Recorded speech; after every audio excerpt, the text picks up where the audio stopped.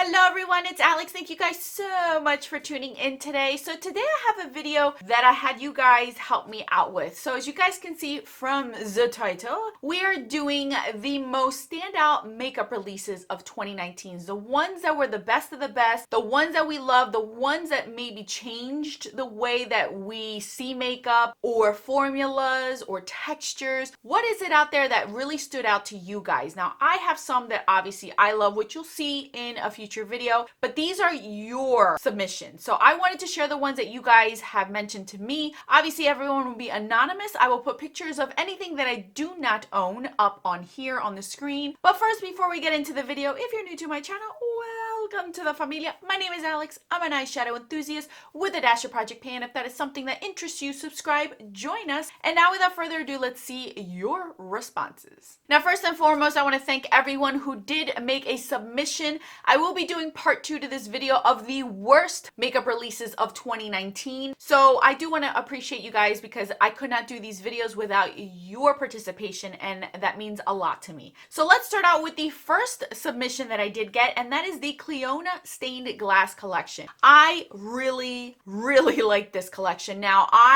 that a part of me is, you guys, if you know me from watching any of my videos, you guys know that once a bandwagon opens up, I shut down. I don't know what it is. With this one, everyone and their mom, I mean like literally everyone and their mom, people who don't even do beauty videos got these collections in PR, and that kind of bothered me in a way. It just bugged me that they sent their collection to those that didn't really do beauty videos instead of sending it to those that genuinely love makeup. And part of it was, you know, a strategic thing where you wanted to get your name out there. But if a beauty influencer or a content creator would have done that, we would have got bashed big time. So I didn't like that too much, and that kind of bothered me in a way.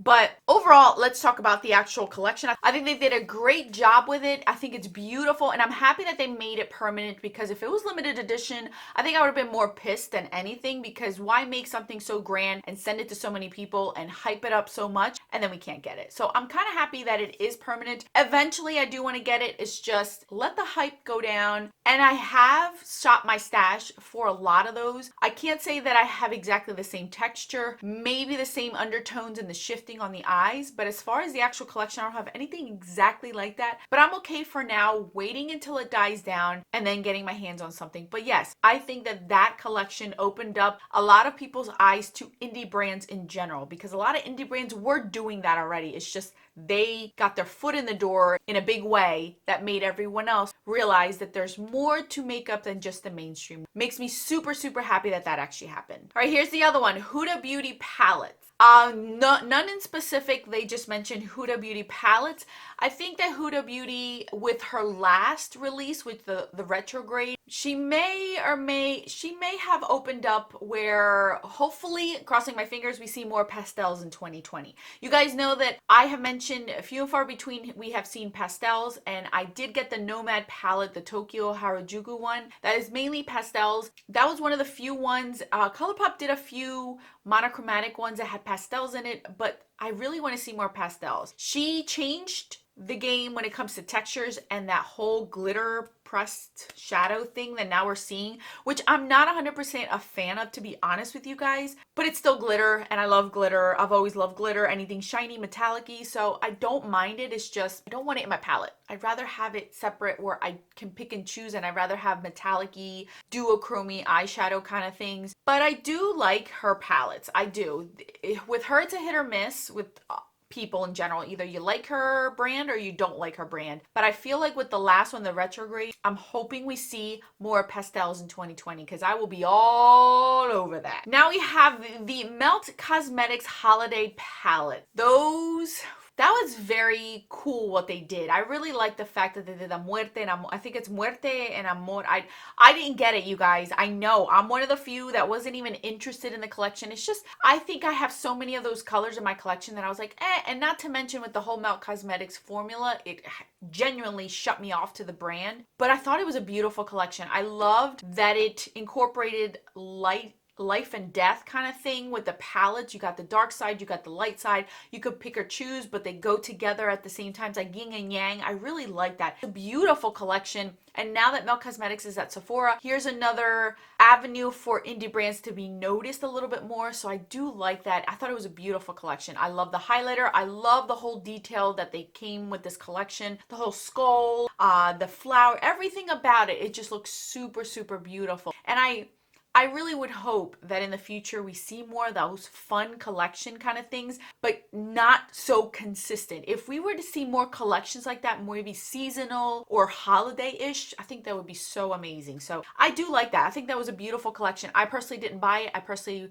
wasn't really interested in it, but I have had friends who have gotten it and they absolutely love it. So that is a beautiful one. All right, I knew somebody was going to put this in this video, and that is the Jeffree Star Conspiracy Palette and the whole entire collection, you know, the whole deal. All right, you guys, so this collection, all right, I didn't follow any of the documentaries of it, none of the series. I tried to. I will be honest with you guys know that I'm not a supporter of Jeffree fan, but that's not to say that he's not a great businessman, and me with a business background, he knows what he's doing. It's just I could not get cameraman to stop making me nauseous. He just could not keep that camera straight. It was driving me insane. You would have thought that he could have bought some sort of contraption to not make it so. I really got nauseous. Like I could not watch more than 20 minutes at a time because I was physically ill from watching it. So I never even finished it. I only got halfway through the first one and I said, the hell with it. I'm not doing this anymore. So I don't know the whole details, the background, but I do appreciate that one, we got to see the backstory, which has opened my eyes up to a lot of brands, and I'm like, you got to be kidding me. You are making us pay how much more? And yes, it's understood that this has always happened, but some people take advantage of us, like seriously. So it has opened up my eyes and it made me realize that I'm gonna go back to my old ways and wait till everything else on sale basically, because this is ridiculous. And I do appreciate more indie brands because the quality is amazing. And I've said it over and over that some brands, I'm like, wow, you guys are only charging this much. I would pay more for it. So I've appreciated more indie brands for that reason as well. But the other token is I know that people have to make money. So there are certain brands that I wouldn't mind spending that extra bit because I know that I'm going to get the quality for it. But this whole entire collection, I'm gonna say it. Don't judge me. If you loved it, it's all good. I'm not yelling or saying or telling you guys you did wrong. I personally didn't like either one of the palettes. I didn't like the color stories. It never spoke to me. I was ready to maybe give him my money this time to see what the whole hype was about, to finally try the formula. And when I saw both the mini and the big one, I was like, what? But it made sense because the individual who made this palette has no makeup background, has no beauty background. He doesn't really know much about the beauty industry, but what he has been told. He's not really an enthusiast when it comes to beauty. So it made sense. It made sense that the color story was just like, what? Kind of reminded me like if my kids picked out a bunch of colors for me.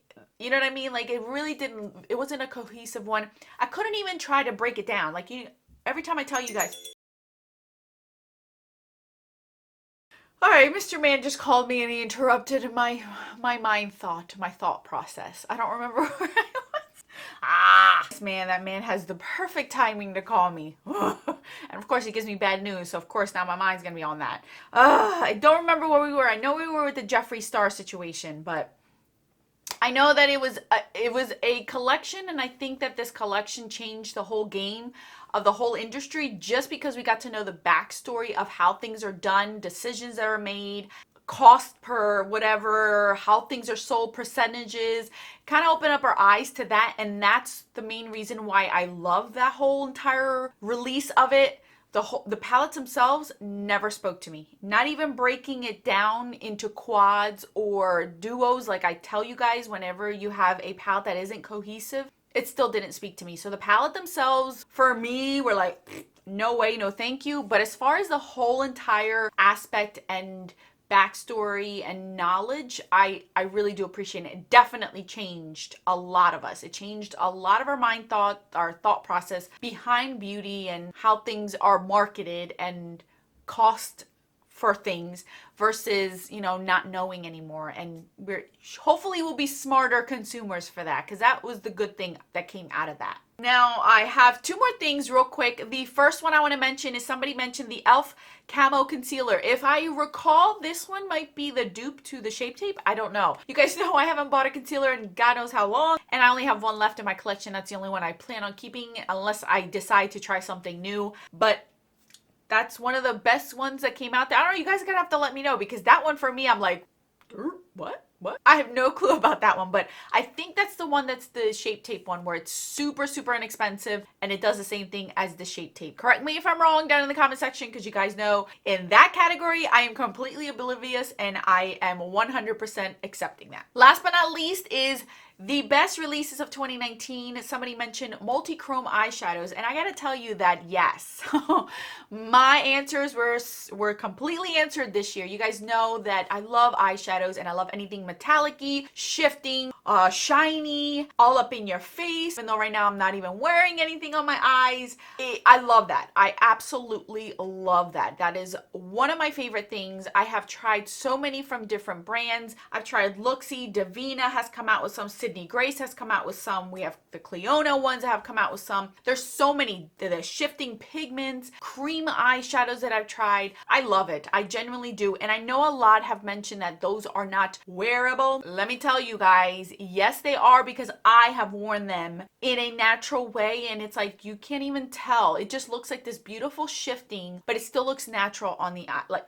as natural as color can be on the eyes. You guys know what I mean. It doesn't look like it has to be bold out there with lashes and like all up in your face. You can wear it in a beautiful, subtle way. And these multi-chrome eyeshadows just really, I love them. I genuinely love them. This is something that I've been wanting for so long. The last kind of piece of the puzzle of my whole entire eyeshadow enthusiast, career life, that I have tried almost everything. And that was the last thing that I was trying to find because I am a notorious eyeshadow mixer. I will mix eyeshadows to make my own concoction, and I come out with all these different shifting things, multi-dimensional things, because I'm just layering on my eyelids. Just like my aunt, the makeup artist, she used to layer a bunch of things on her lips and come out with these beautiful lip colors because she had big lips. Every time she would get asked what was on her lips, people would be like, all right, I can't do that. She would list like 5 different things that she did to her lips to come out with that color. That's what I do with my eyelids. I just blip, blip, blip, blip, blip, and I come out with the most beautiful eye looks, and then trying to remember what I did is hard because I'm always doing something different every day. So this